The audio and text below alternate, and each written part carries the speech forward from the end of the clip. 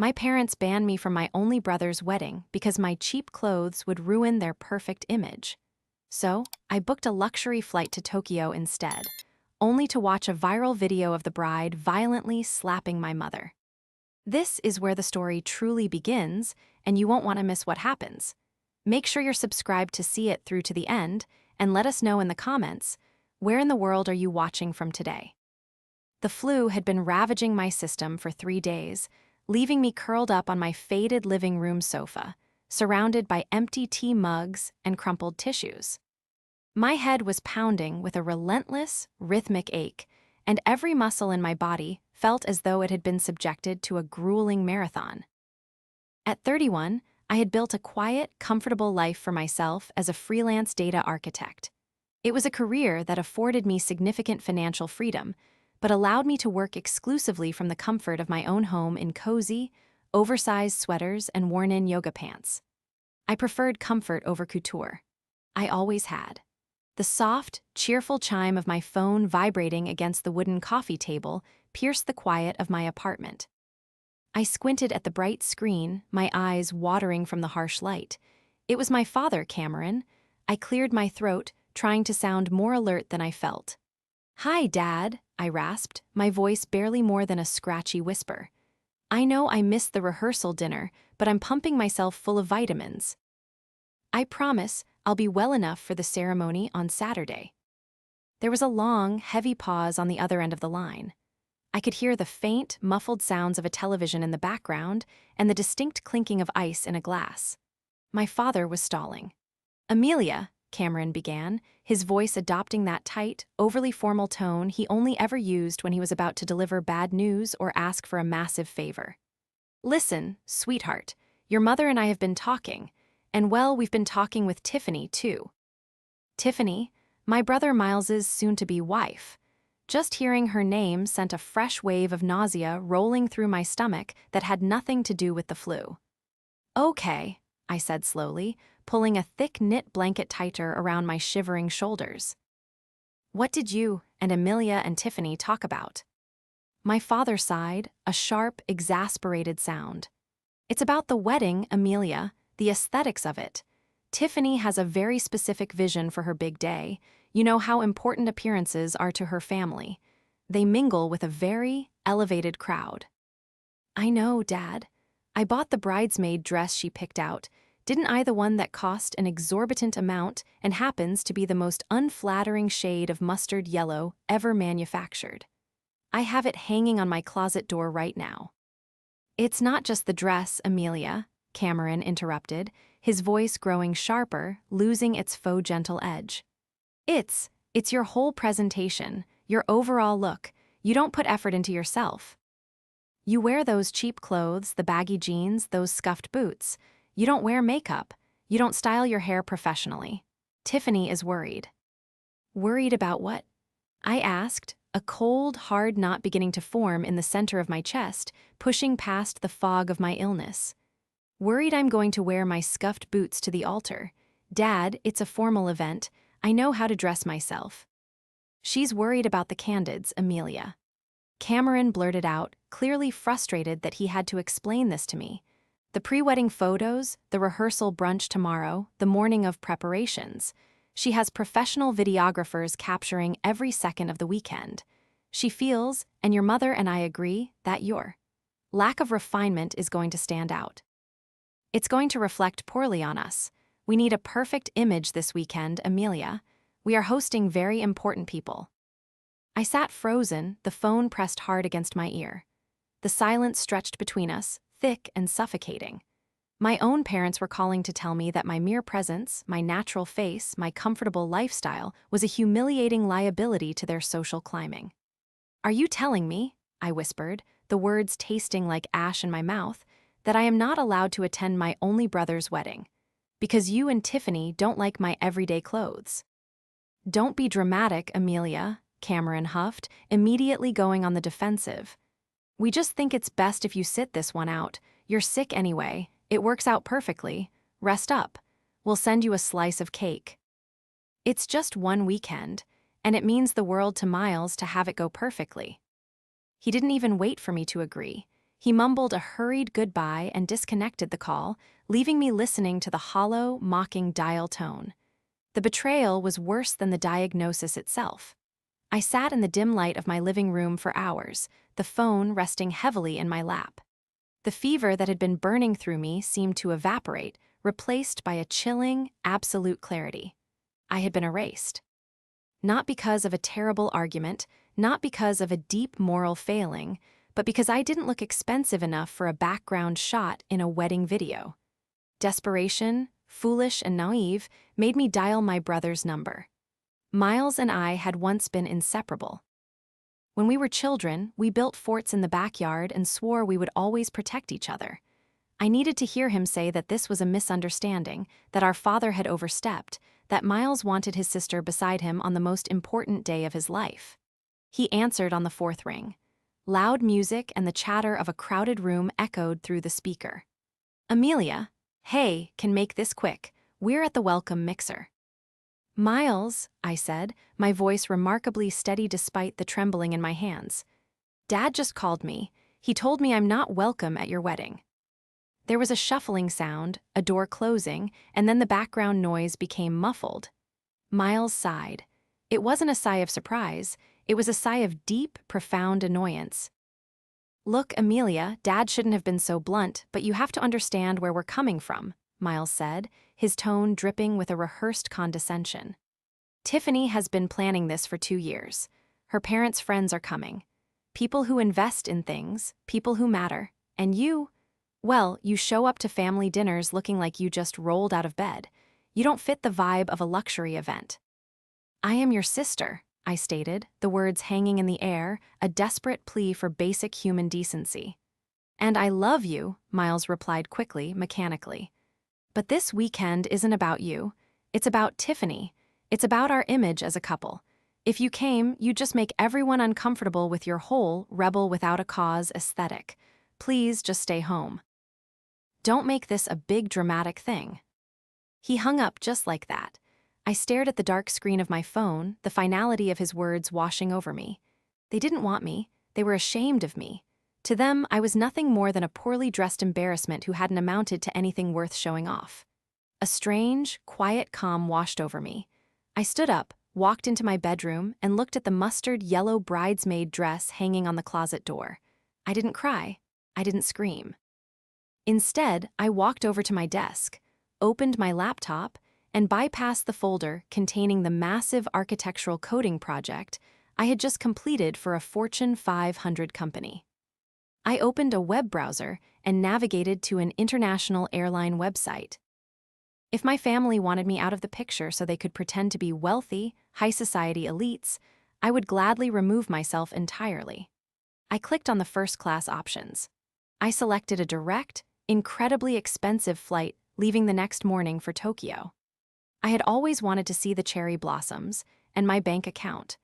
The one my family assumed held nothing but a few meager freelance pennies could accommodate the extravagant trip 100 times over without making a dent. I booked a penthouse suite at a 5-star hotel overlooking the city skyline. As I packed my duffel bag with my favorite worn-in jeans, my comfortable sneakers, and my oversized sweaters, a small, humorless smile touched my lips. My parents and my brother were so entirely consumed by the illusion of Tiffany's wealth and status.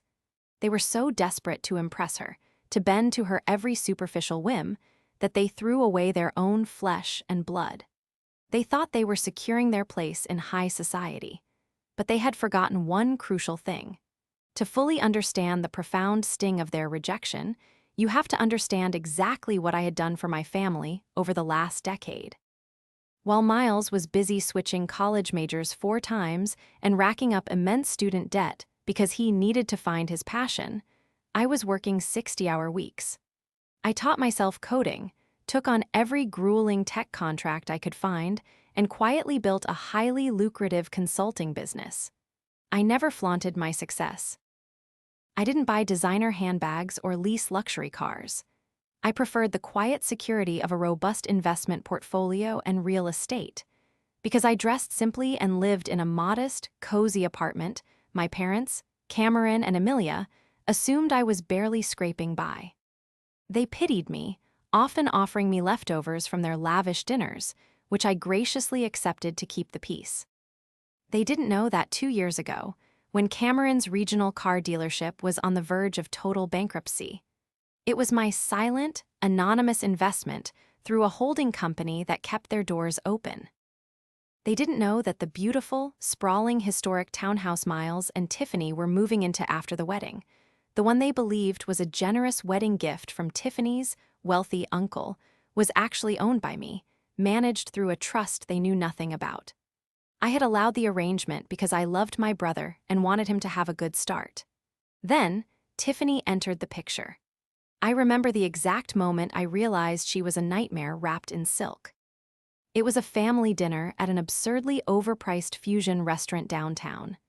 Tiffany arrived 20 minutes late, wearing a dress that cost more than my first car, carrying a microscopic designer purse. She possessed a very specific kind of beauty, sharp, aggressively polished, and entirely unapproachable. Her smile never quite reached her eyes, and her conversation was exclusively centered around brand names, exclusive zip codes, and the failings of other people. "So, Amelia," Tiffany had drawled that night, swirling her $60 glass of wine, her eyes scanning my simple cotton blouse with thinly veiled disgust. "Miles tells me you work with computers. That must be quaint. Do you ever think about getting a real corporate job? The benefits are just so much better for people in your bracket." "I do all right," I had replied mildly, cutting my steak. Amelia had immediately chimed in, eager to appease her glamorous future daughter-in-law. "Amelia is very frugal, Tiffany. She enjoys a simple life. Not everyone has your refined tastes, dear." Throughout that dinner, Tiffany peppered my parents with intrusive, calculated questions. She wanted to know the exact square footage of their home. She asked about the liquidity of Cameron's business assets. She casually inquired about their retirement accounts, framing it all under the guise of financial planning for the family's future. My parents, absolutely desperate to prove they belonged in her supposedly elite world, answered every question with puffed-up chests, exaggerating their wealth to impress her. They were so blinded by the shiny veneer she projected. Tiffany claimed to be an independent art dealer, but in the 2 years she had been with Miles, I had never seen her sell a single piece of art. I had never seen her work. I had only seen her consume. She consumed Miles's time, she consumed my parents' desperate need for validation, and she consumed their money whenever she could manipulate them into paying for her necessities. And now she had successfully convinced them to consume and discard me. As my flight soared over the Pacific Ocean, carrying me thousands of miles away from the rehearsal dinners and the perfectly orchestrated photo opportunities, I leaned back in my plush first-class seat and sipped a glass of complimentary champagne. I felt a profound sense of detachment. The family I had sacrificed so much for had made their choice. They wanted the perfect image. They wanted Tiffany. They were about to learn exactly how much an image truly costs. The silence of my Tokyo penthouse was absolute, a stark contrast to the chaotic, loud disrespect of my family back home. I stood by the floor-to-ceiling windows, looking out over the neon-drenched, sprawling metropolis of the city.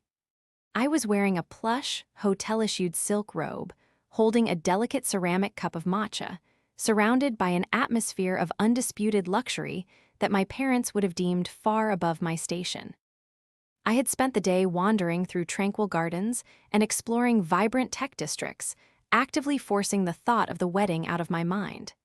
It was Saturday evening in Tokyo, which meant it was late Saturday night back home. The reception would be in full swing.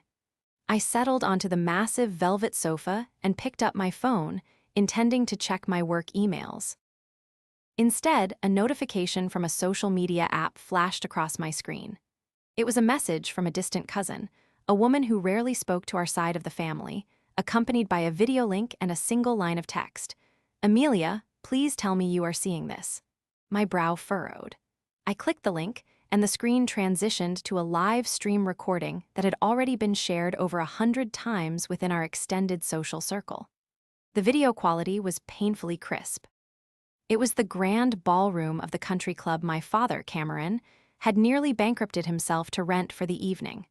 The room was dripping in excessive, ostentatious floral arrangements, massive pillars of white roses and orchids that looked suffocating. In the center of the frame stood Tiffany. She was wearing a blindingly white, heavily beaded gown that looked like it weighed 50 pounds, her face twisted into an ugly, furious sneer. Standing opposite her, looking small and incredibly fragile, was my mother, Amelia. I turned the volume up, the audio crackling through my phone speakers. The band was playing a soft jazz tune in the background, contrasting sharply with the harsh, shrill tone of Tiffany's voice. "I told you I didn't want the photographer taking pictures from that angle." Tiffany shrieked, her voice echoing off the marble floors. "You are ruining everything. You are standing in my light, you stupid, incompetent woman." My mother held her hands up defensively, her voice trembling. "Tiffany, dear, I was just trying to fix the train of your dress." "It got caught on the chair. I didn't mean to." "I don't care what you meant." Tiffany screamed, taking a threatening step forward. And then it happened. It was so fast, yet the camera captured it with sickening clarity. Tiffany raised her right hand, her heavy diamond engagement ring flashing under the chandeliers, and brought it down across my mother's face with a loud, sharp crack. The sound was explosive. A collective gasp erupted from the surrounding guests. The jazz band abruptly stopped playing, plunging the room into a horrifying, echoing silence. My mother stumbled backward, clutching her cheek, her eyes wide with unadulterated shock and humiliation. And Miles, my brother, the man who had banished me to protect this woman's delicate sensibilities. He stood 3 feet away, holding a glass of champagne, his mouth hanging open, doing absolutely nothing. He didn't rush to our mother. He didn't push Tiffany away. He just stood there, paralyzed by the monster he had just legally bound himself to. I watched the 10-second clip 4 times. The initial wave of hot, blinding rage that washed over me was quickly replaced by an ice-cold, hyper-focused clarity. I set my phone down on the glass coffee table. My hands were no longer shaking. I wasn't the sick, hurt sister anymore. I was a strategist, and they had just declared war on my mother. They wanted a perfect image. They wanted high society. But they had forgotten one crucial thing. I held the keys to their entire financial reality. I walked over to my luggage, unzipped the hidden compartment, and pulled out my heavy-duty, encrypted workstation laptop. I didn't bother with a standard internet browser.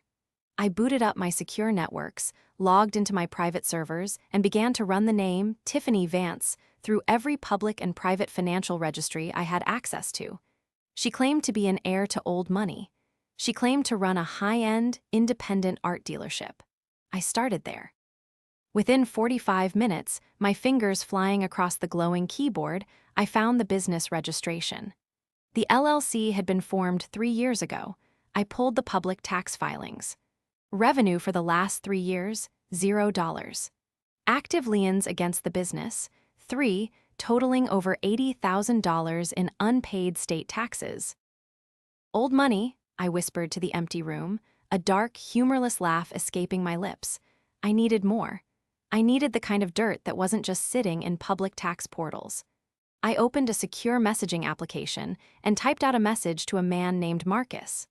Marcus was a highly specialized private investigator I frequently contracted when my corporate clients needed deep-dive vetting on potential merger acquisitions.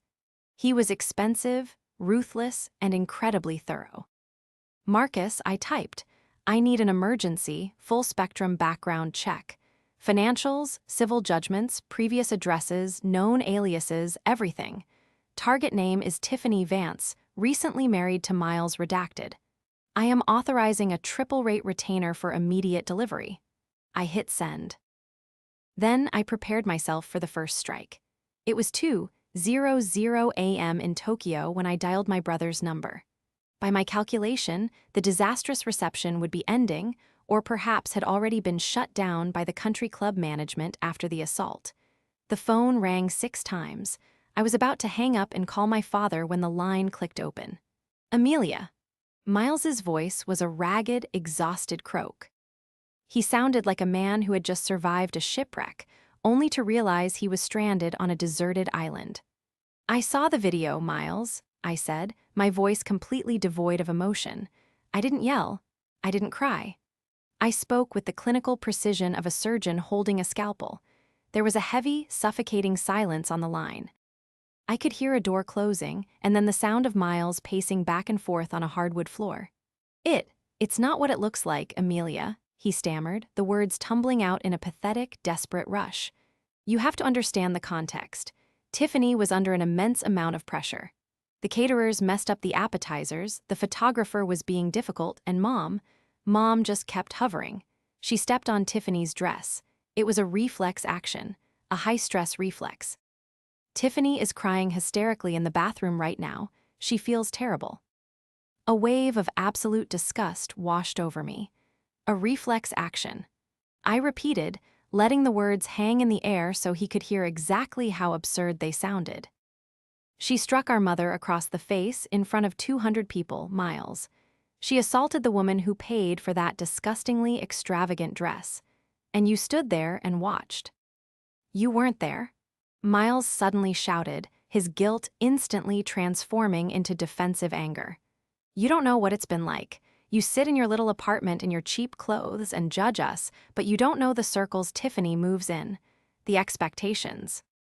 Before I could tear into that ridiculous statement, I heard a scuffle on the other end of the line. A muffled argument, the sound of the phone changing hands, and then the sharp, grating voice of the bride herself.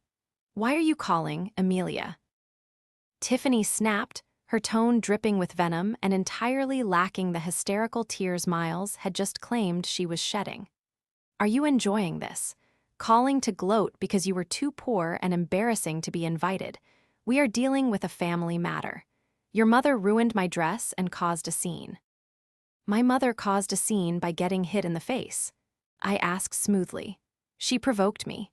Tiffany screamed. "Listen to me, you pathetic little hermit. Miles and I are married now. We are a unified front. You are entirely cut out. Do not call this number again, or I will file harassment charges against you. I have lawyers on retainer that cost more than you make in a decade." I leaned back against the plush velvet sofa, taking a slow, deliberate sip of my cold tea. It was time to pull the first thread. Lawyers on retainer. I mused aloud. "That's fascinating, Tiffany. How exactly do you pay those expensive lawyers? Do you use the same checking account that currently has a negative $400 balance, or do you put it on the credit card that has been in default for 6 months?" The silence on the other end was instantaneous and absolute. It was the sound of a predator realizing they had just stepped into a steel trap. I don't know what you're talking about," Tiffany stuttered, the aggressive edge completely vanishing from her voice, replaced by a thin, wavering panic. "I'm talking about the $80,000 in state tax liens against your fake art dealership, Tiffany." I continued, my voice steady, relentless. "I'm talking about the fact that your parents' estate is a 2-bedroom rented condo in a low-income bracket neighborhood, and they are currently 3 months behind on rent. You don't have old money. You don't have any money." "You're hacking me?" Tiffany shrieked, her voice pitching into a hysterical frequency that forced me to pull the phone away from my ear. Miles, she's hacking my bank accounts. She's a psychotic, jealous freak. I told you she was dangerous." I could hear Miles in the background, his voice a confused, panicked mumble. "Amelia, what are you saying? What is she talking about?" "She's a liar, Miles. Hang up the phone." Tiffany was screaming now, completely unhinged. "If you ever speak to us again, Amelia, I swear to God I will destroy you. I will ruin your miserable little life." The line went dead. I stared at the screen, a cold smile forming on my lips. She was flailing, she was terrified, and I hadn't even scratched the surface yet. I didn't sleep that night. I sat at my workstation as the sun rose over the Tokyo skyline, painting the city in brilliant streaks of orange and pink. At 7:00 a.m. local time, my encrypted email client chimed. Marcus had delivered the master file.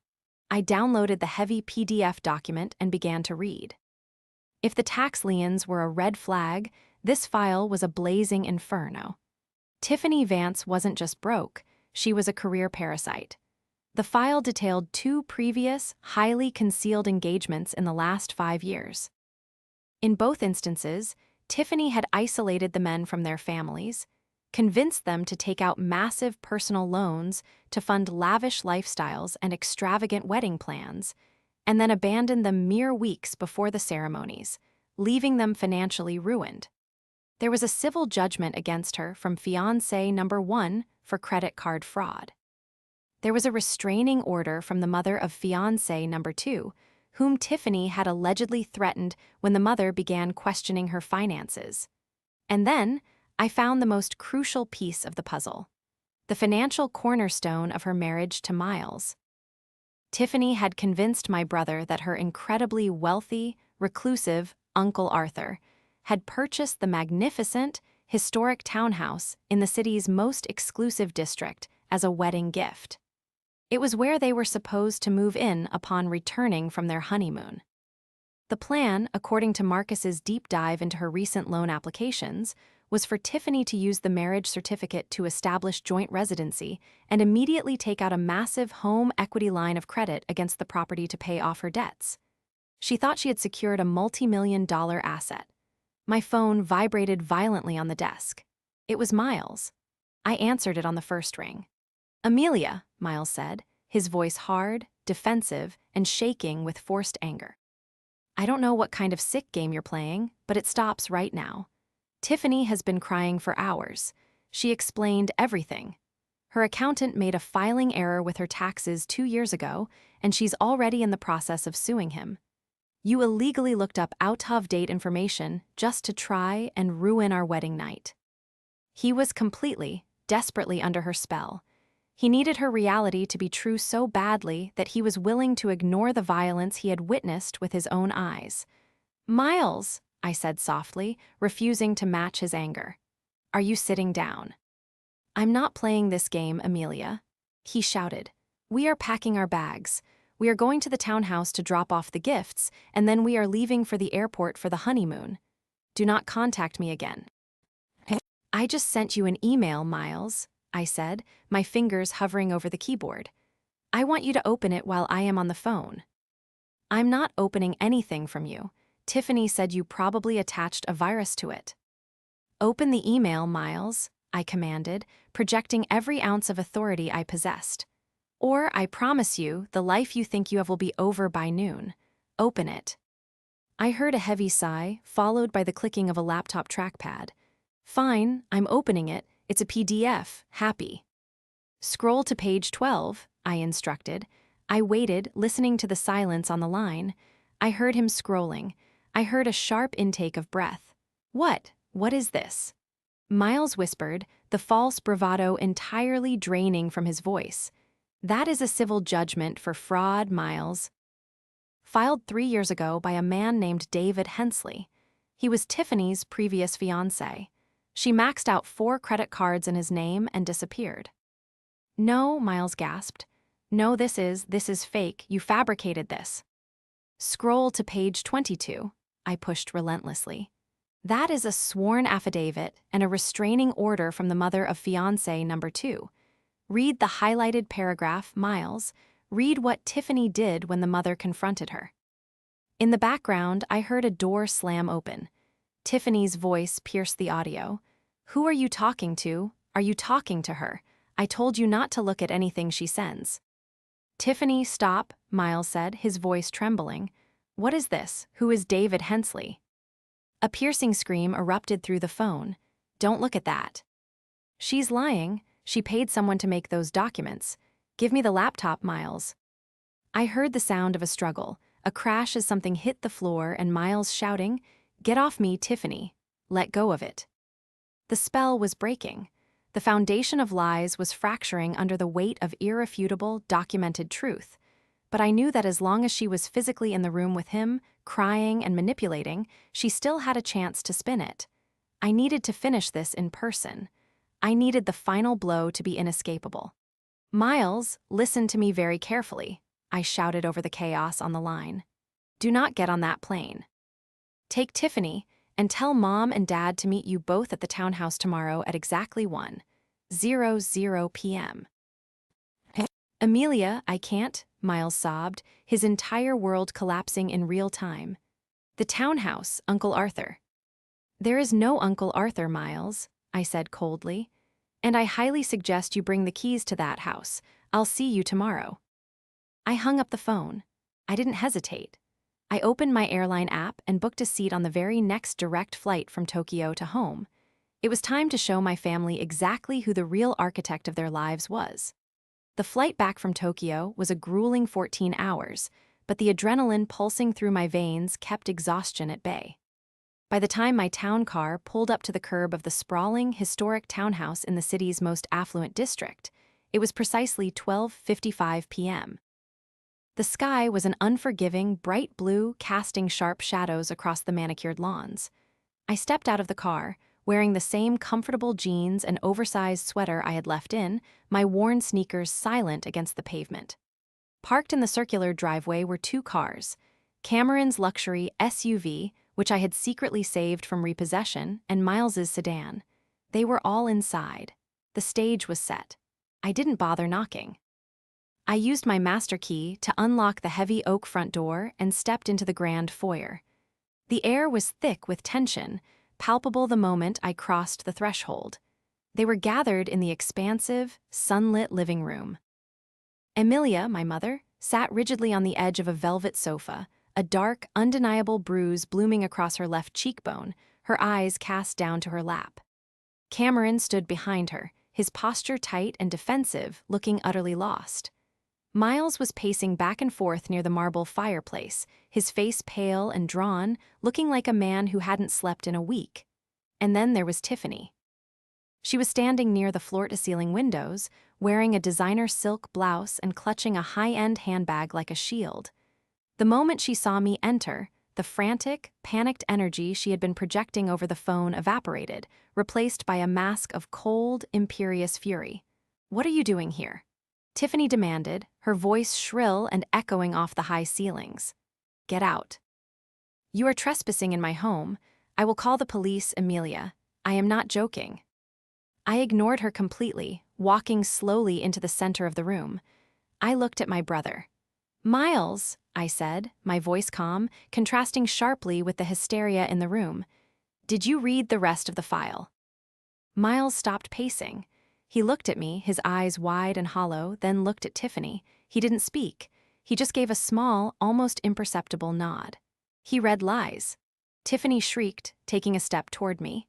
Fabricated, jealous lies from a bitter, lonely woman who couldn't stand that her brother was marrying into a better class. "This is my house, Emilia.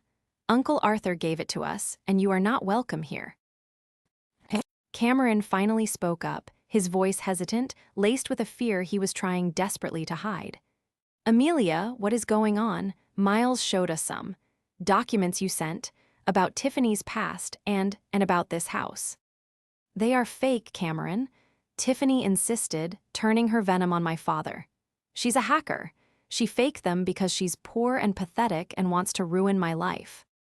I reached into my duffel bag and pulled out a thick, legal-sized envelope. I didn't hand it to Tiffany. I walked past her, ignoring her outstretched hand, and handed it directly to my father. "Those are the certified deeds to this property, Dad," I said quietly, the words dropping like stones into the silent room. "Along with the complete trust documentation." Cameron's hands shook slightly as he opened the envelope.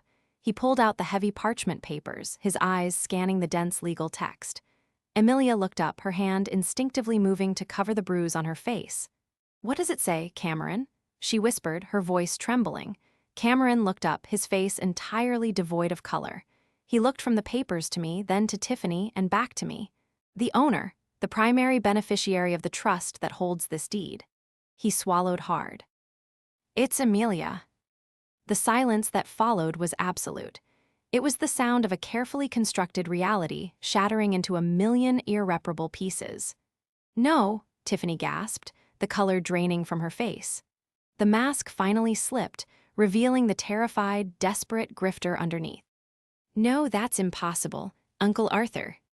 "There is no Uncle Arthur, Tiffany," I said, my voice carrying the full weight of the truth. I turned to face her fully, my eyes locking onto hers.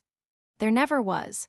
You found Miles, a desperate people-pleaser, and you realized you could manipulate him into thinking you were an heiress.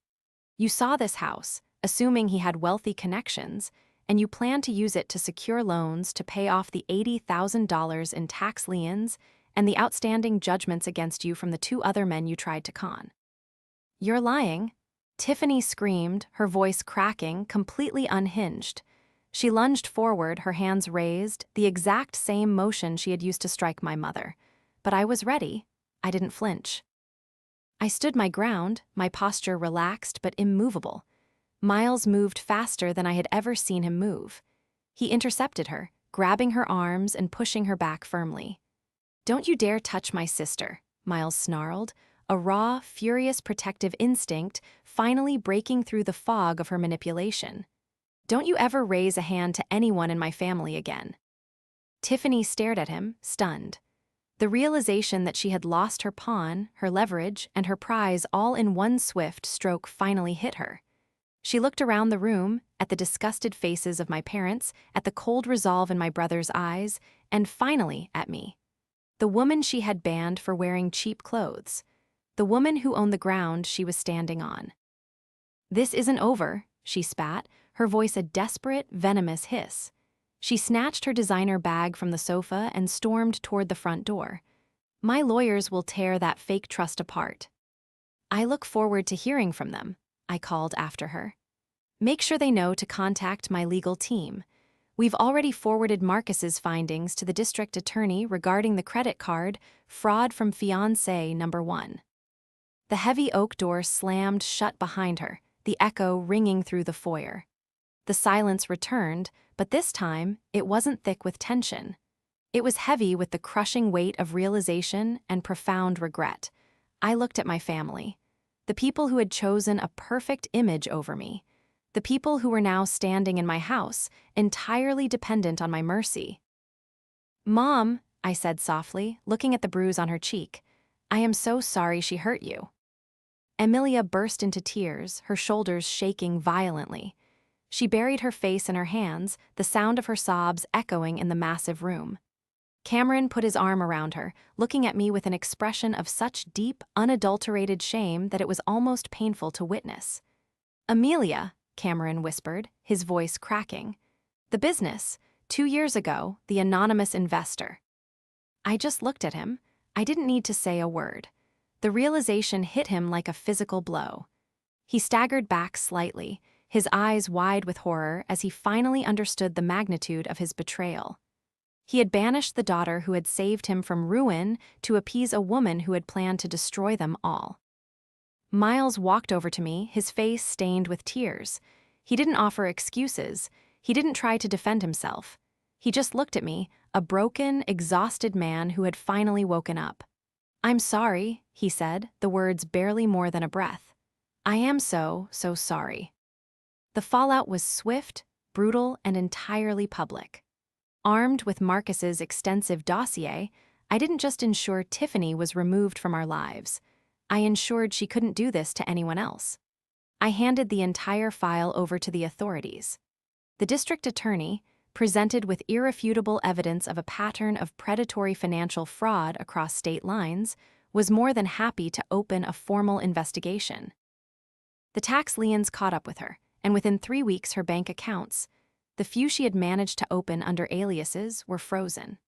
The last I heard, she had fled the state, leaving a trail of unpaid legal bills in her wake.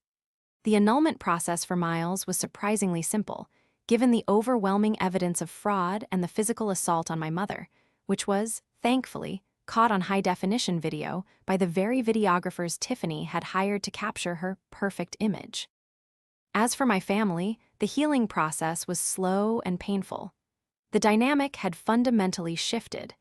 The illusion of Cameron and Amelia's grand wealth had been shattered, replaced by the stark reality of my quiet, unassuming success. They didn't ask for forgiveness immediately. They knew they hadn't earned it. Instead, they showed it.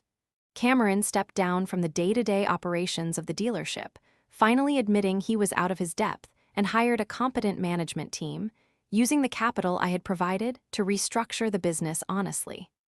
Emilia stopped attending the country club luncheons, choosing instead to spend her time volunteering and quietly reflecting on the shallowness that had almost cost her daughter. Miles moved out of the townhouse. He couldn't bear to live in the space that represented his biggest failure. He rented a small, modest apartment across town, found a stable job in logistics, and started going to intense therapy to understand why he had been so easily manipulated by a shiny surface. And me. I returned to my comfortable apartment, my faded sofa, and my oversized sweaters. I continued to build my business, expanding my team and taking on even larger contracts. I still preferred comfort over couture. A year after the disastrous wedding, I invited them over for dinner. I cooked a simple meal: roast chicken, potatoes, and a salad. No catering, no elaborate floral arrangements, no expensive wine. Just us, sitting around my small dining table in our everyday clothes. "The chicken is wonderful, Amelia," Amelia said softly, her eyes entirely free of the superficial judgment that used to cloud them. "Thanks, Mom," I smiled, taking a sip of water. Cameron cleared his throat, looking at me with a newfound, deep-seated respect. We are very proud of you, Amelia, for everything. For who you are." I looked at my family. They were flawed, they had made terrible, hurtful mistakes, but they were trying. They had finally learned that true wealth and true worth had absolutely nothing to do with the label on a dress or the zip code of a house. They had learned the hard way, but they had learned.